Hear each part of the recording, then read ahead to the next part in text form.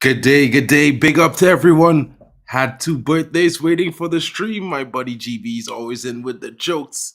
Good day, everyone. Hope you are well. It's your boy Mark, an MUFC fan, right here in the building, guys. And you know what we're saying, you know what we're doing. We're coming here to have a little discussion with everyone about the different things happening with Manchester United right now. Few talks about from former players, about present players, and what their thoughts are on the manager, on different players in the club. This is a show where we talk about different views, new leafs, and some players that maybe need to be given a second chance and a little bit of time. It's not one of those shows we're going to hype up, anything that's happening other than focus on the players and the squad. Good day to you all. It's your boy. Smash those likes. Don't forget to subscribe if you're new. Let's get right into the show and let's see what's happening.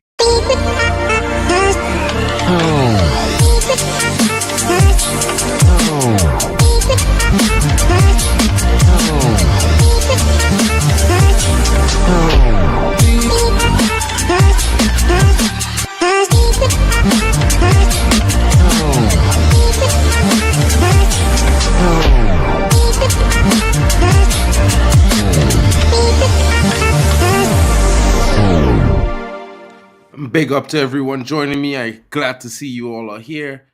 Good morning to you, Stephanie Griffith. Big up to you, GB. Big up Shea Arsenal fan coming into the building. GB, I know you'll be here. Sorry, man. Ended up on the Reckless Business this morning. Had to make in an appearance and give my views on an opinion that they were all talking about because everyone's getting recklessly giddy and talking about things, and I feel they need to calm down a little bit. Big up to you, Kenny Fan TV. Hope you're having a great day, my buddy. Big up to you, Hamza. What's good, man? What's good? And I'm going to bring the story to the picture right now because, everyone's been talking about Rasmus Højlund even at the beginning of the season. And right now, the young sensation is in very good form. And, some stars are talking about the player and his performance of late. And they were talking about their fate in the young striker. Yeah, so let me just bring this to the table right now, show you all guys what's happening. Let's explore this article and have a little discussion about the young Danish forward that's in fine fettle at the moment. And Harry Maguire, one of the players of the team, has been talking about him, saying the Stars have never lost faith in young Rasmus Højlund. Manchester United secured their third league win on the trot after they beat Aston Villa 2-1 at Villa Park. Guys, the Red Devils' resurgence has been down to impressive displays by their young guns, and it was nothing different against the Villains. Kobbie Mainoo showed his composure on the ball in the middle of the park, while Rasmus Højlund made it count up front. And guys, Rasmus is in red-hot form. The Dane has scored his fifth successive league goal after struggling initially, and teammates Harry Maguire revealed to Sky Sports that the entire squad always had faith in the 21-year-old. It was the England international who won the initial header from the corner, and then the young Dane international displayed the instincts of a goal scorer and a poaching finish from close range. The work that the former Atalanta starlet was putting in during training was bound to pay dividends, according to the former club skipper. We've seen the talent that he has, and now it's really clicking for him in front of goal. We always knew that he was going to come because he's an exceptional talent. He's going to be a big player for this club.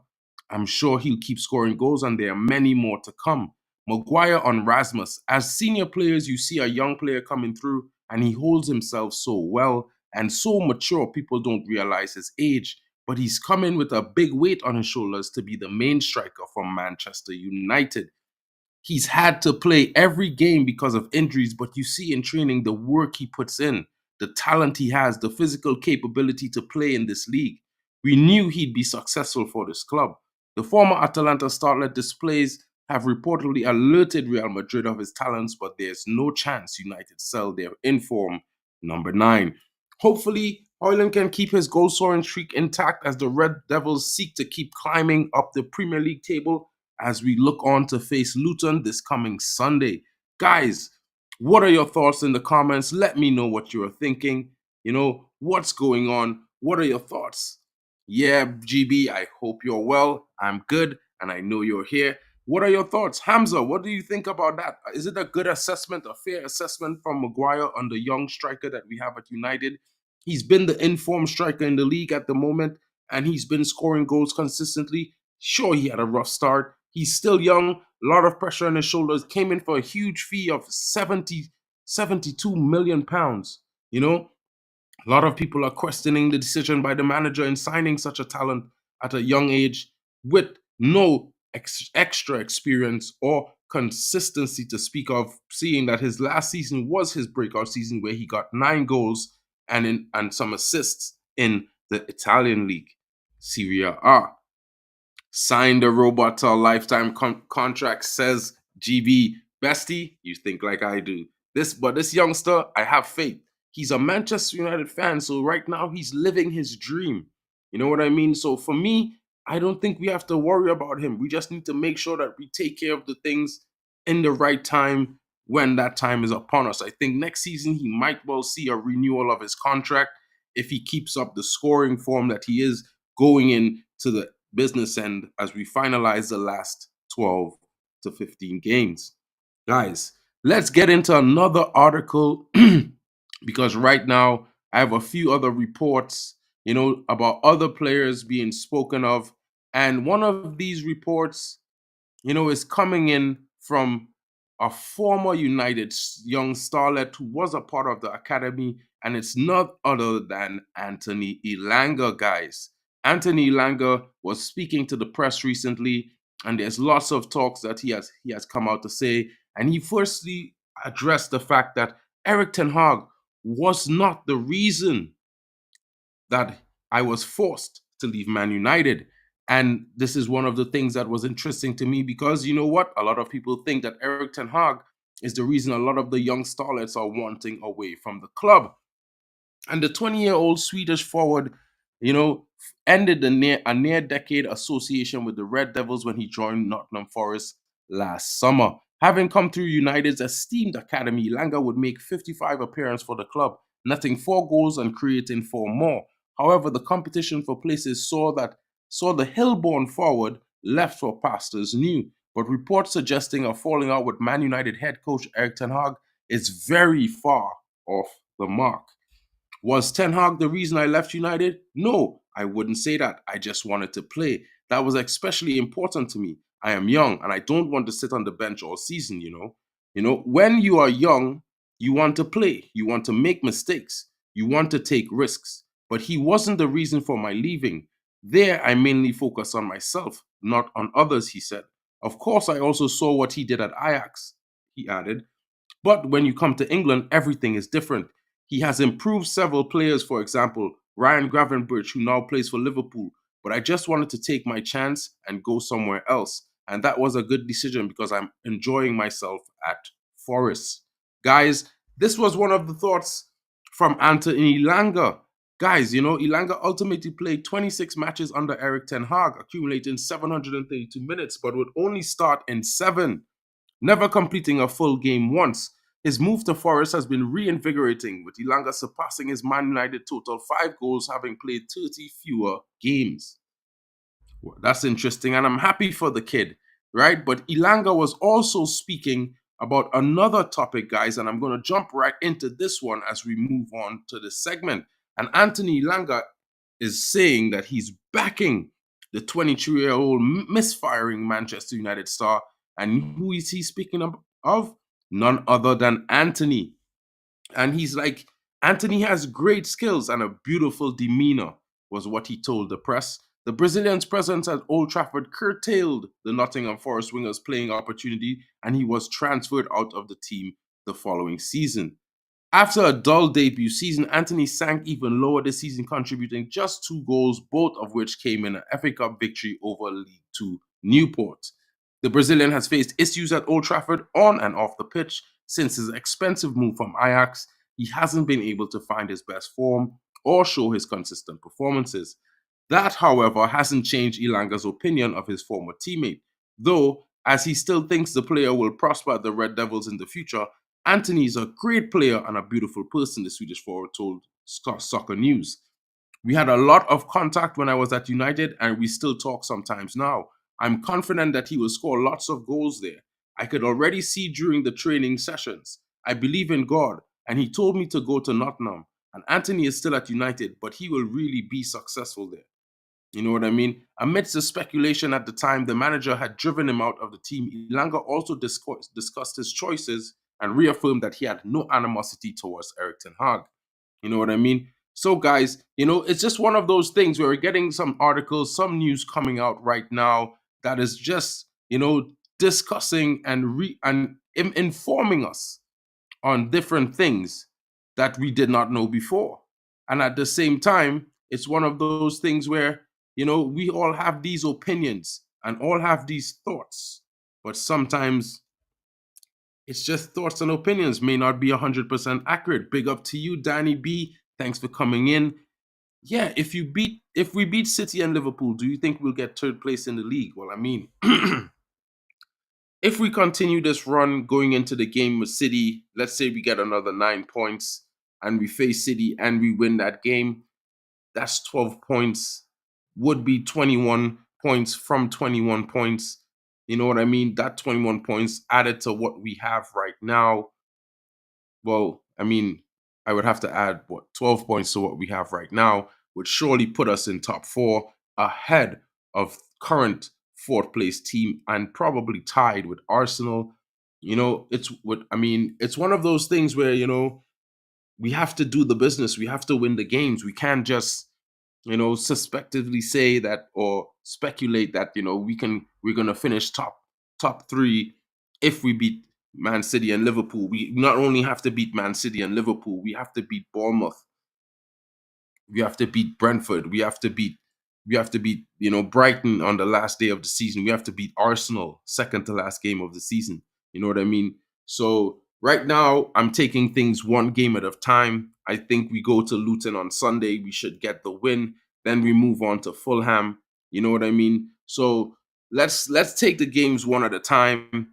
But in my honest opinion, with our current performances, our current trajectory should definitely see us in and amongst the battle for the top four places, maybe third or fourth, but we need more performances. We need more wins. Kenny Fan is coming in saying pretty much win every game. Yeah, we could hope for that, to be honest. But at the same time, I'm not too sure we need to win every single game. It would be nice and it would be amazing if we could win every single game remaining. But we have to also look at the fact that, Chelsea's playing City. City still has to play Arsenal. City still has to play Liverpool. City still has to play Villa. All these teams have to play each other. City still has to play Spurs. So it's one of those things where these teams at the all above us will drop points at some point in time. What we must do is not drop as many points as they do. We must earn points when they drop points. So it's one of those things. If we could win those two games you mentioned, Kenny, and win the game against Arsenal and Brighton, that's 12 points, right? So let's say, maybe we win against City, we win against Liverpool, and then we win against Arsenal, we win against Brighton. Then the other games we have to look and see what the results are, because we can be in the mix. We need to keep ourselves in the fight, and the only way to do that is to take it one game at a time right now. And Danny B is coming in. If everyone stays fit, we will be in the mix. Certainly so. We've seen a drastic improvement in the performance of the team, especially when with the return of Martinez. It's disappointing that he's injured and out again for another month, maybe. You know what I mean? Hopefully it's just a strain, and hopefully with the rest and invigoration and sports therapy that is available to him, maybe we get him back. Or, what might be even better is maybe the players that we have step up another level, and then so by making it a situation where Martinez could relax, take his time on recovery, and maybe come back next season while we still remain in the mix for top four.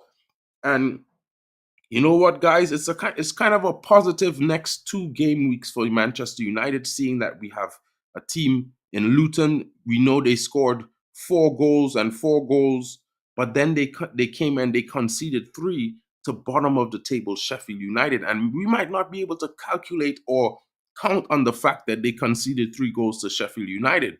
But what we can count on is that our young striker Hoyland is in fine form, and our team is creating a lot of chances. And we've been defending at a higher level than the first half of the season.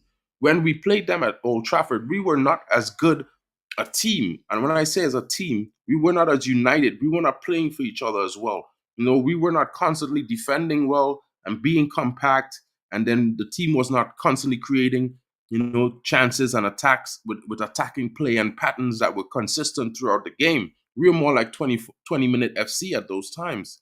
So it's one of those things where it's very possible that we face Luton Town and we beat them away. We beat Fulham as well. And that takes us another 6 points closer to the top of the table. And if you guys are paying attention to where we are on the table, right now, we are literally 6 points off top 4. So if this was to happen, let's say, right now, this is what it looks like. Right? And for bring this into the table, and it looks like something like this, guys. Currently it would see that Manchester United is sitting in sixth position right now, 6 points off of fourth place Tottenham. Now, if we can garner 6 points in our next 2 games before we face Man City, and I was to show you guys, this is what the matches are for Tottenham in this next game week. Tottenham is facing Wolves. And Wolves is a tough game. Who knows what Wolves could do? If Wolves, take points away from Tottenham in that game, and we win against Luton, we're 3 points off Tottenham. And then Tottenham's next game week is against Chelsea away. And the match is to be postponed, and the time is duly to be announced. But just understand what I'm saying. In the next game week, when we are at home against Fulham, we could not only draw level on points with Tottenham, right? But they could also suffer a loss, because if they don't play in that game week, their following game week, they face Crystal Palace on the 2nd of March. And although we are away at Man City on the same day, if we can provide an upset and Palace somehow comes away with a victory or a draw, we're in the mix. We're in top 4. Guys, you know what I mean? So it's one of those things. What is this exclusive coming in from Kenny Fan TV? Man United working on a deal to appoint Jason Wilcox to senior post in new setup. MUFC is yet to approach Southampton for highly rated director of football, but the 52-year-old is aware of interest. That's some big news, Kenny. I'm not 100%, fancy full of information about that guy, but I know he's been doing a very good job with the young stars that Southampton was bringing in around the time when Paul Mitchell was there, and still to this day. So it's one of those things where it's possible, and he's a very good DOF. He's done a great job there. They have nowhere near the funds of Manchester United. Maybe it might be a good shout. I don't know. What is his comparison?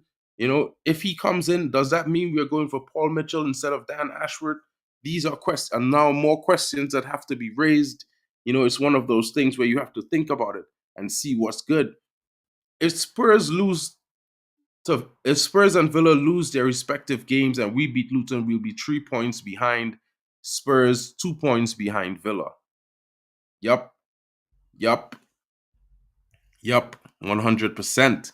And guys, like I had the table here, and the table, it's like, it's interesting. A lot of people might say, don't pay attention to the table, but if you don't pay attention to the table, then what's happening? Because there's a lot of change. There's changes to be had in the next few game weeks, right? If you look at the next 5 matches ahead, we're going to go past Man United faces Everton on match day 28, the 9th of March, right? Tottenham is away at Aston Villa.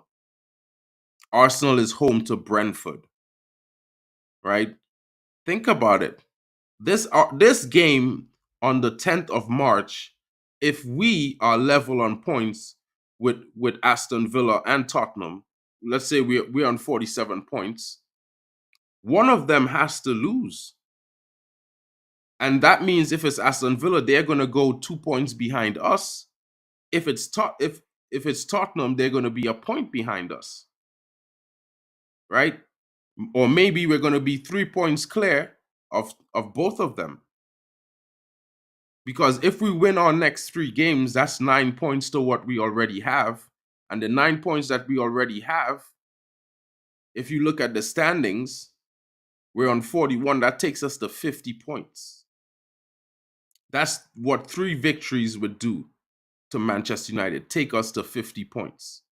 And if Tottenham loses their next 2 or 3 games, they're gonna be on 47. Aston Villa is gonna be behind. We're gonna be 2 points behind Man City and Arsenal. And that's if they drop points themselves. But you know what? Let's see how the matches unfold, because Arsenal has Brentford. Man City is at Liverpool on that day. So the top 2, it's going to be a battle. The following game week, Arsenal has Chelsea. Man United has Sheffield United. Everton hosts Liverpool, and Brighton is at Man City. And on to game week 30. If we look at game week 30, we're away to Brentford. Like I was saying, that's a game we have to win. Man City is at home to Arsenal. Liverpool hosts Brighton. Aston Villa face Wolves. And Tottenham are at home to Luton. So guys, coming into game week 30, that is the game week, I think, if by that game week, Manchester United somehow finds a way to consistently pick up points, and I talk about consistently keep 1 game win, 1 game a week, and win each game for the next 4 games, meaning we would have to beat City. And if we can do that, guys, guess what? We're going to be in the hunt, and it's going to be on. Guys, thank you for joining me. I hope you have a great day. I just wanted to bring a slightly different view across, something that talks about, little changes in the club, give a little bit more perspective on the players and, opinions of other players and maybe other professionals on the players at our club and what is changing. And as you can see, the headline says New Leaf. And when I say New Leaf, I'm saying with the new structure, maybe some of the newer players in the squad who are also very young players could be given a chance and given some time, to get themselves at their best and back to their best. And I hope you guys, appreciate the fact that, maybe some of these players may be moved on in the summer, right? But we don't yet know exactly what is happening. We know that Man United is building the structure that we were all hoping for and waiting for. Let's see how that happens. Let's see who comes in as DOF. Could it be Dan Ashworth? Could it be Paul Mitchell? Or could it be who Kenny Fan TV mentioned just now, Jason Wilcox? How do these things impact the changes? How do these things impact the performance going forward? What will be the results? And I would say to everyone, we can talk about the dream team and how good these guys have been in their career. Let's see what they do over the next 6 to 9 months before we make a statement and we get giddy and back to Giddy FC. Guys, thank you for joining me. Don't forget to join us. I'm going to be with Mick Ruby and the guys at MUFC Realist TV in the next half an hour for the manager's press conference. I hope you guys tune in. Big up to everyone. Hope you have a great day. Thank you, GB. Thank you for coming in, Kenny Fan TV. Big up to you. By the way, I sent an thank you so much. I'll be looking for it in the mail. Hope you have a great day, guys. I'll catch you all later. Don't forget to leave your comments in the non-live section. Let me know what you're thinking. Let me know your thoughts. Smash those likes. And if you have a chance, share it on your Twitter. Share it on your Facebook. Let's help spread the family around and grow the channel. And don't forget to check out my boy Kenny Fan TV if you want the funniest Man United reactions from a fan down under. Guys, big up to all of you. Thank you for joining me, and we're out.